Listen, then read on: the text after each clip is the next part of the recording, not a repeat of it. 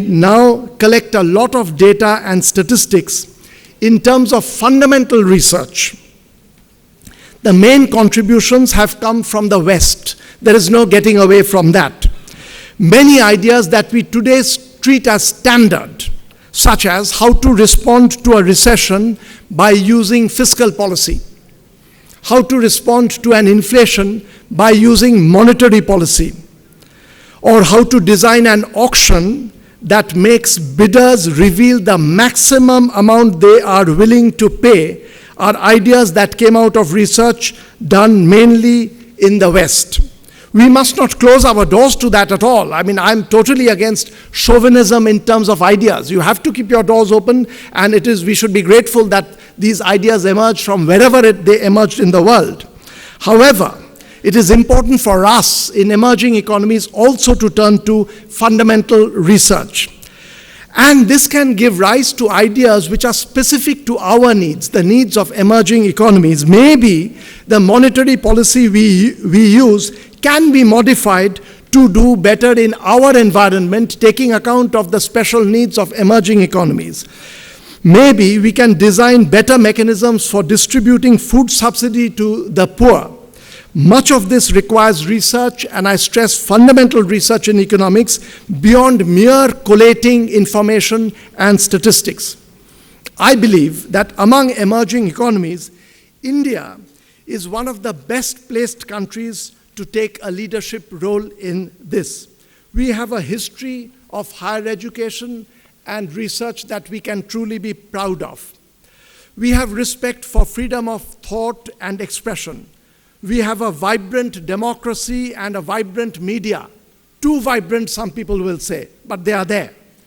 It will be a great tragedy if we throw all these advantages to the winds and not use them to take the agenda further forward of development. This week's Delhi Economic Conclave and today's conference is testimony to precisely these qualities.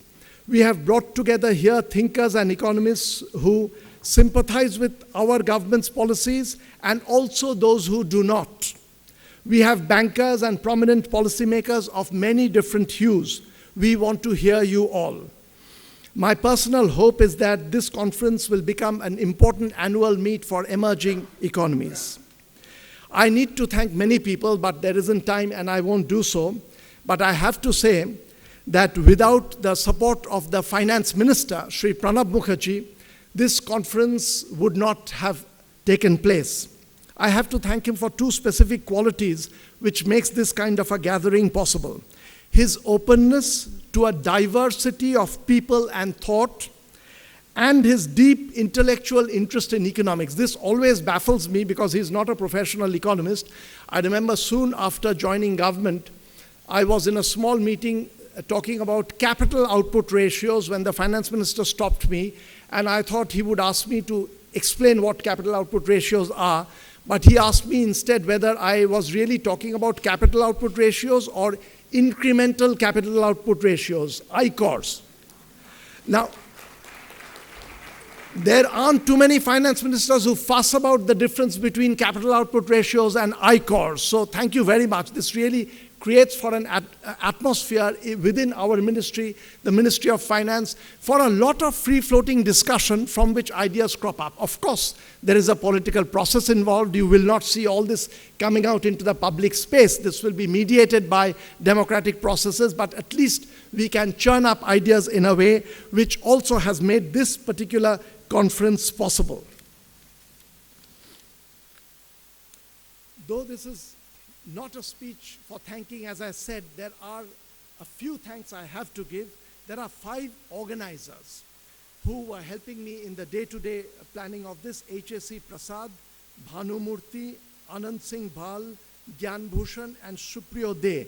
They have really worked night and day over the last few weeks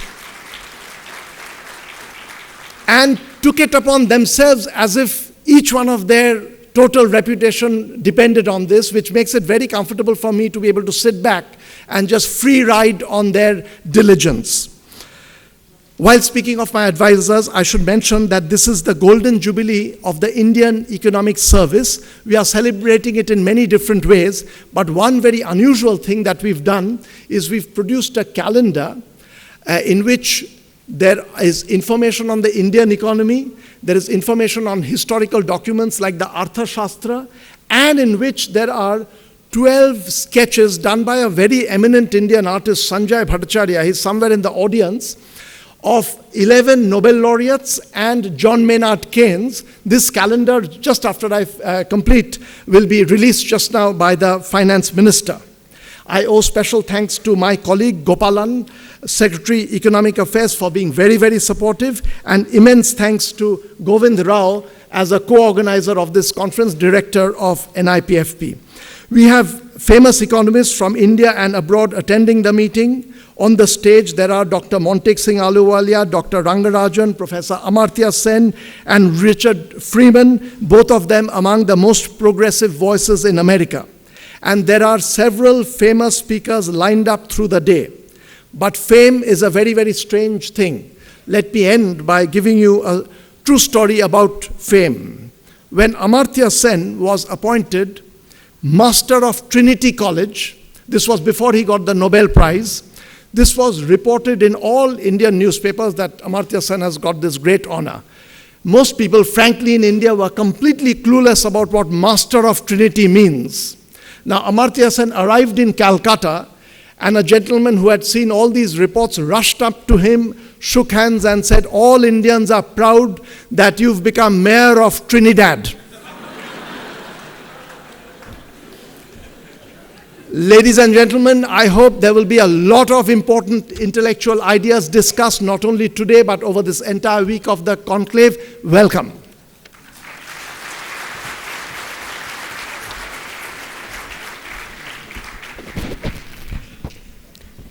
Thank you, sir, for your ever-inspiring address to the gathering.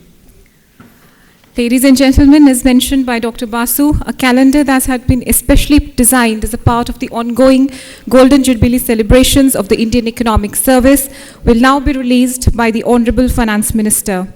Ms. Gayatri Nair is requested to come on stage with the calendar, please. May we now request Dr. Kaushik Basu to present the calendar to the Honorable Finance Minister and request him to do the honors.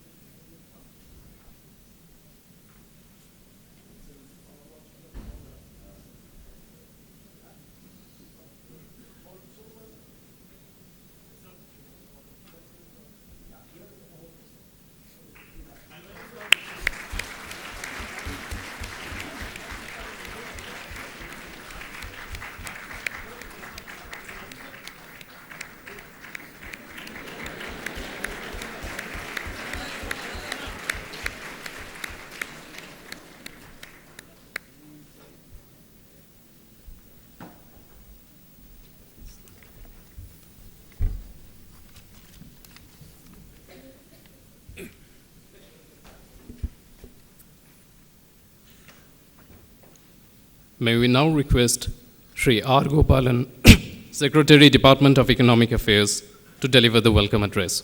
Sir.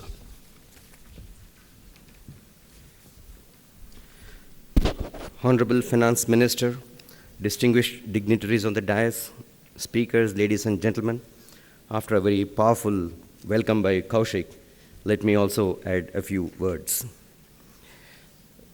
I would once again welcome all of you who have gathered here as part of the week of celebrations which we have organized here in Delhi.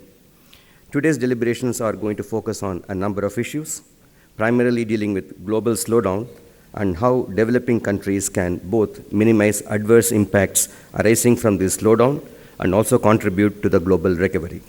I'm happy to note that apart from economic issues, the conference will also focus on social policies. In the current context, keeping in mind the dislocations caused by global downturn, social policies are as important and, as some people may argue, more important than the economic policies in enhancing the welfare of the people, particularly the poorer sections of the society. Deliberations today would, I believe, lead to a menu of policy choices, keeping in view the fiscal challenges that we face. It is in this context the presence of Honorable Finance Minister in today's function assumes significance. I would like to welcome the Honorable Finance Minister, who has been supportive of this conference all through.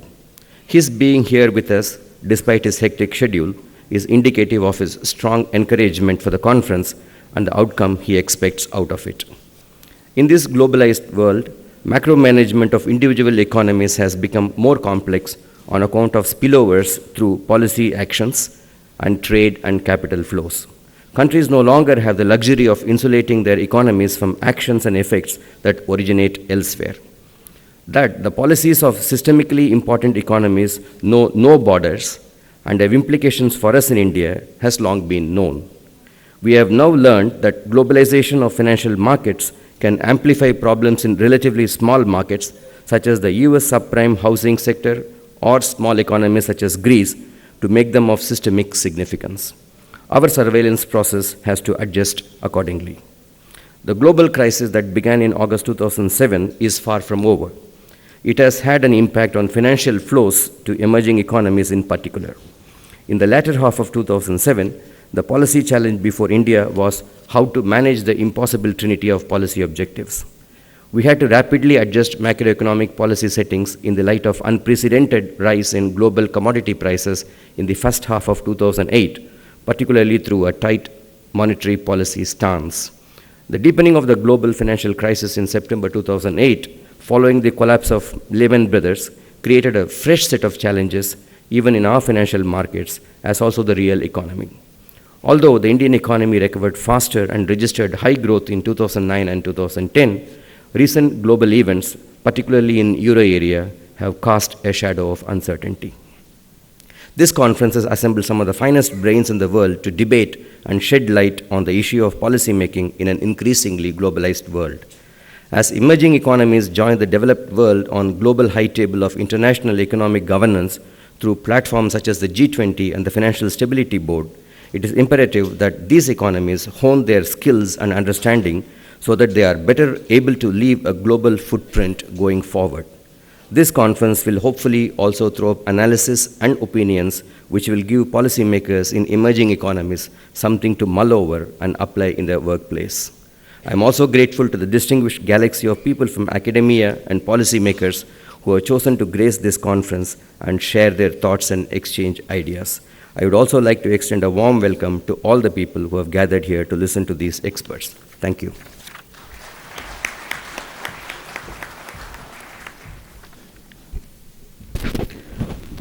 Thank you, sir, for delivering the welcome address and highlighting the challenges and uncertainties that we face today as a part of living in an increasingly globalized world. Now we request the Honorable Finance Minister to please deliver the inaugural address. Ladies and gentlemen, Shri Pranab Mukherjee, Honorable Finance Minister, please.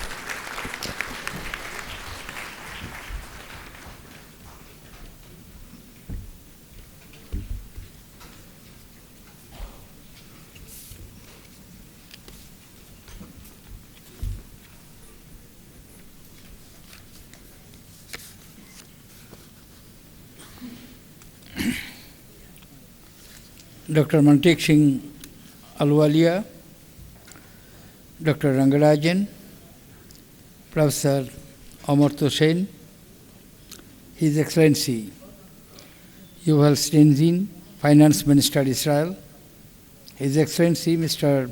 Western de Crown, Finance Minister, Trinidad and Tobago, my colleague, Sri S. Palanimanikam, Professor Richard Freeman, Sri Gopalan, Secretary Economic Affairs, Professor Kaushik Basu, Professor Govind Rao, Excellencies, ladies and gentlemen, very good morning to all of you and hearty welcome to all the distinguished participants in this conference. It's immense pleasure to me to be present amidst you this morning and to share my observations on economic policies for emerging economies organized jointly by Ministry of Finance and National Institute of Public Finance and Policy. Initiative of Professor Kaushik Basu last year of bringing together economists, policymakers, captains of industry and other stakeholders to deliberate on topical economic issues has now grown into a week-long Delhi economic conclaves. I understand that this is the plenary day of the conclave, which is a collaborating effect with seminars being organized by Delhi School of Economics, Indian Statistical Institute, Confederation of Indian Industry. I welcome and support this initiative. There are eminent scholars from India and abroad, including Nobel laureate Professor Amartya Sen, Professor Richard Freeman of Harvard University, well-known policymakers, leading bankers, representatives from trade and industry, social activists, and journalists participating in this conference. While extending a very warm welcome to all of you, I would like to compliment Professor Basu and his able team for organizing this conference. I am sure the deliberations of the conference will be fruitful and helpful to the policymakers to formulate the policies